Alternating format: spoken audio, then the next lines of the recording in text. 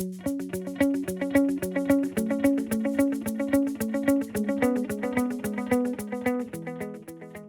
we've been talking about the prevalence of traumatic experiences in Native communities generally, and also among crime victims and survivors and defendants. But there may be situations in which we as practitioners don't actually know about what our clients, what community members have been through. So what are some of the reasons that we might not know about it, or that folks may not tell us about their traumatic experiences? For me, I think that I miss the trauma stories because of the time that I'm able to spend with my clients, and the setting. I'm representing someone in tribal court. They may not be inclined to tell me their story, and that requires going in pretty deep and people being able to tell their stories. And I'm starting really to approach everyone as though they've experienced trauma, especially when my clients are having some kind of reaction to something that happens or something that I say to them that seems like they're unable to regulate their response. And then I think, oh, okay. So how we've dealt with it is we have an interview process that our case managers do. It's a structured interview that goes into depth, allowing people to tell their stories to our case managers so that can be related to me.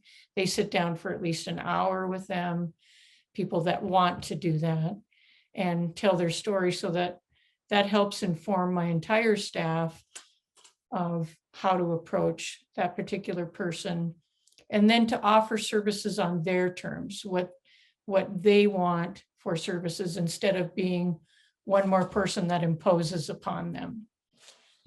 I would also add, from a prosecutor's perspective, and Ann, you mentioned exactly what I expect, that there is trauma. I just walk into it knowing that there is some level of trauma. So that's my baseline.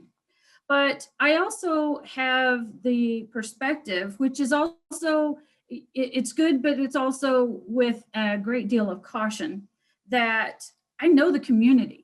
So I know that this suspect's grandpa died last week, or his parents have been involved in domestic violence, or a brother or a sibling had committed suicide.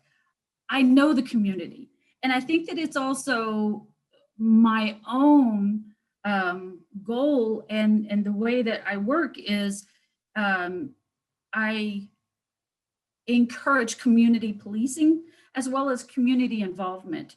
So if there's a sweat, if there's a dance, if there's something, I'm there and I'm part of it. And I think that also lends to not only credibility, but also the feeling a part of. So a lot of people feel a lot more comfortable. They have my confidence, first of all, that if they tell me something, it stays right there for the most part. And if it's a disclosure, I would explain what I need to do with that information. But being a part of the community and that credibility, and also working with them with the understanding that I understand trauma.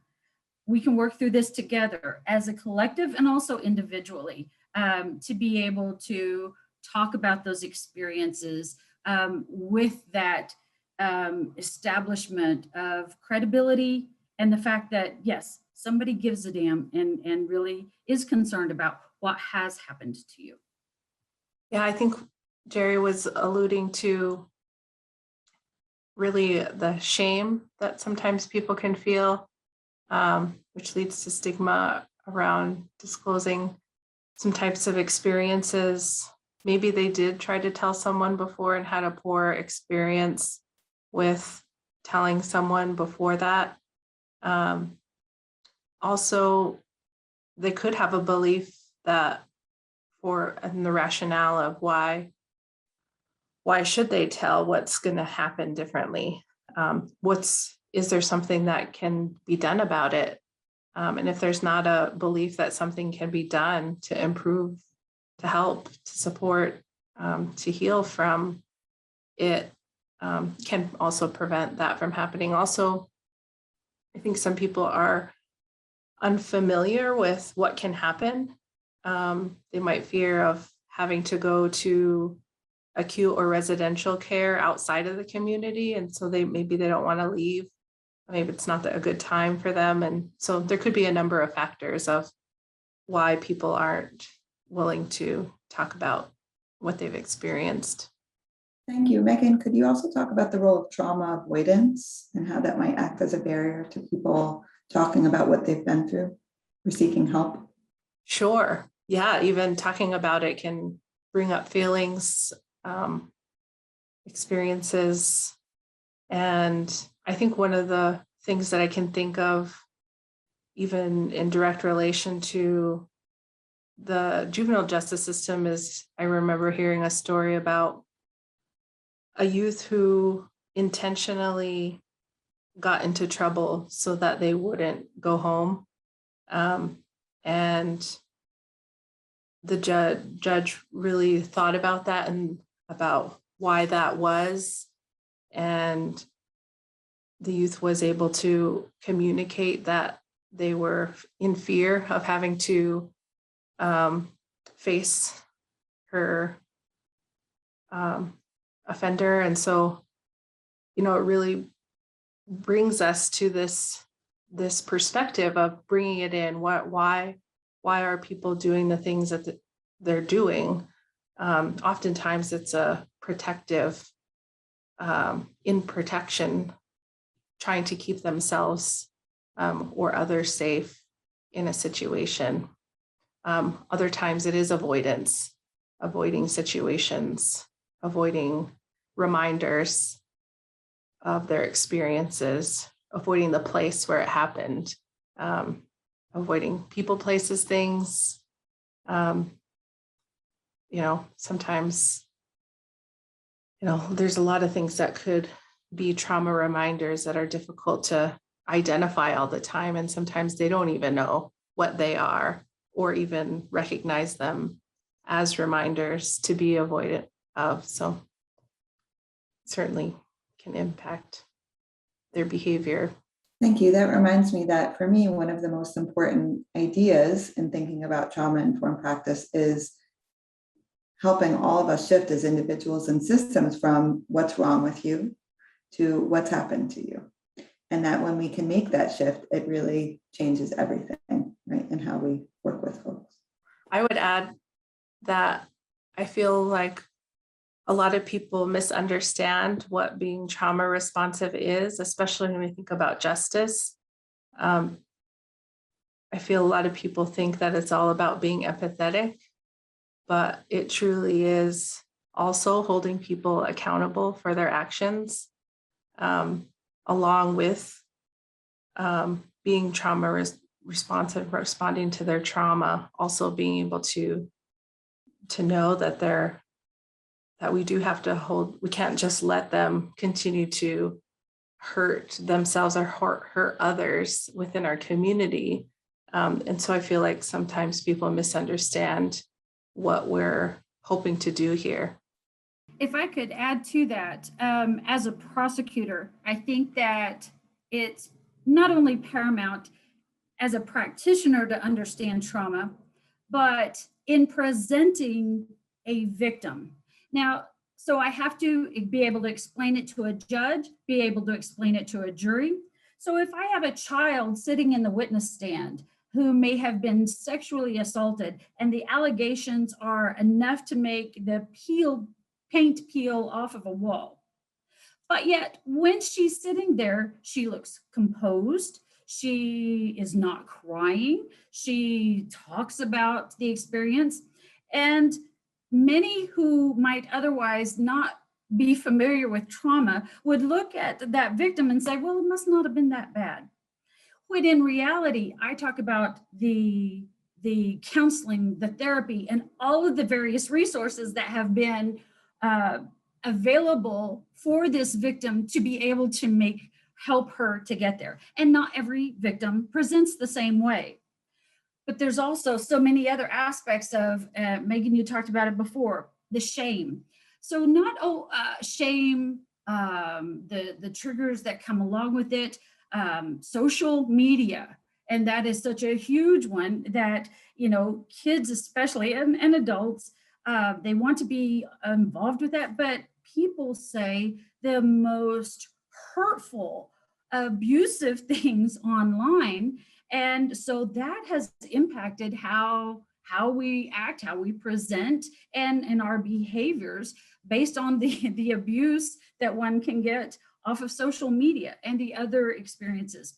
But I think that it is also, not only as a prosecutor, it's important to know all of this stuff, our first responders, so that when law enforcement, when advocates, ER and EMS, being able to recognize trauma and understand if a person is rather calm when everything is on fire and blowing up around them, that may be their response. And not everyone has that same one.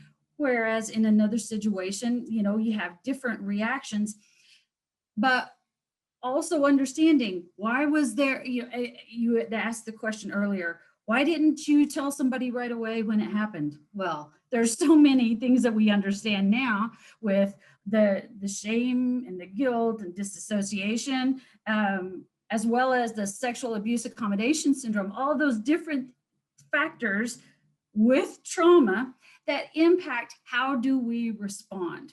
So how we physically respond, how we emotionally respond and present, every one of those are different, but it's also an important training mechanism for all of our first responders, as well as court personnel, for there to be an appropriate justice response so that we can understand better where we are with this, and then be able to better appropriately work with victims as well as suspects and defendants in working toward what is something, a healing mechanism, or what may be appropriate under those circumstances.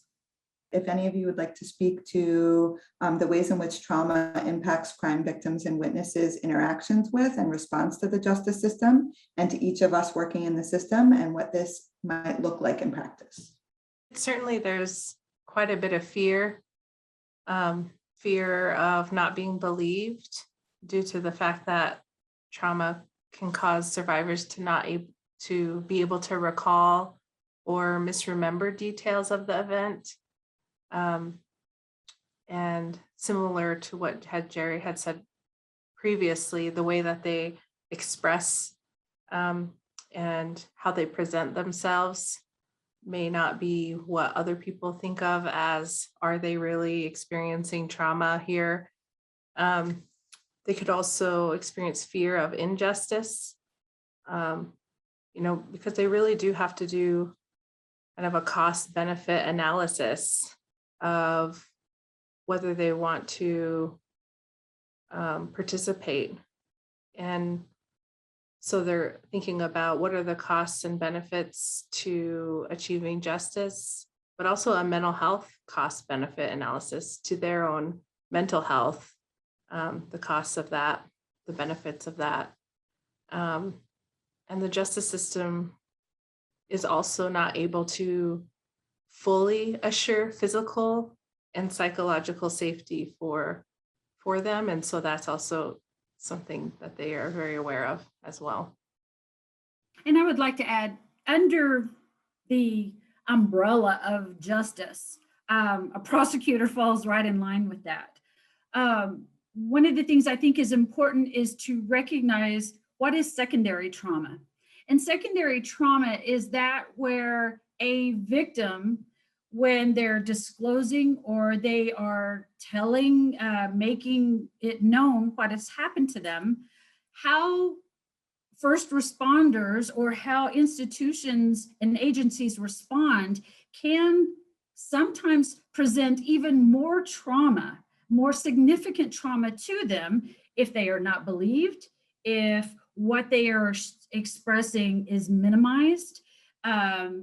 There's trauma in going here for a sexual assault exam, here to see the prosecutor, here to see behavioral health, all of these different things. And it's so much easier under those circumstances for a victim to just simply shut down, because not only there's all of these, the stress of doing all of this stuff in the justice system, they're trying to survive.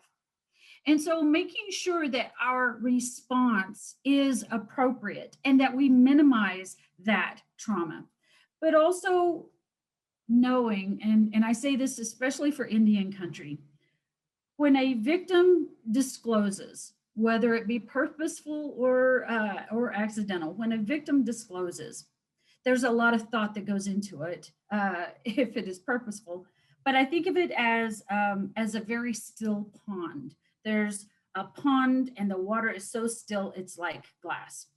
But when a victim tells their story, it's like throwing a rock in the middle of that pond, and there's ripples, and those ripples go throughout the community and everybody knows.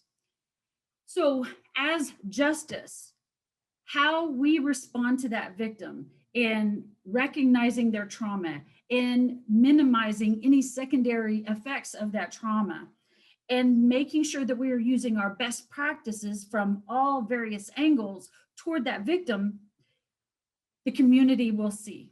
And that leads to confidence in our justice systems.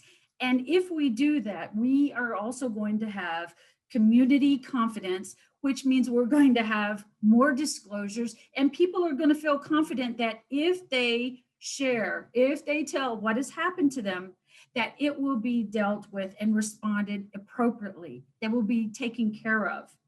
Now, the same will be true, and those ripple effects will be out there if we don't, if we minimize the trauma and the experience that they've had, if we add more stress, or if we don't believe victims. That will also ripple effect throughout the community, and our credibility is shot.